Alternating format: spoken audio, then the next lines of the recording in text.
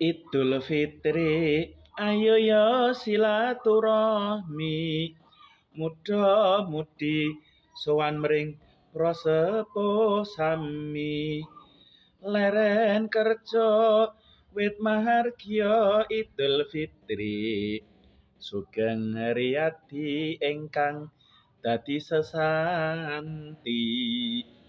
Yo salaman tangkep asta tondo yeti, rasa Allah den bucal ganti kang asri, mertandani yen ati wus bali suci.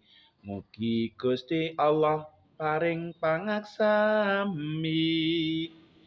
Poso sesasi wis den lakoni, salat tarweh uga padha den tindakno, ngaji uga padha den sregepi.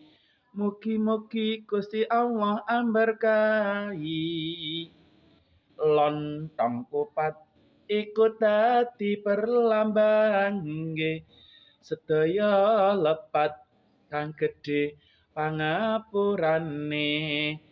Sasi Sawal ayo padha aningkatke amal soleh kelawan sregep ngibadah.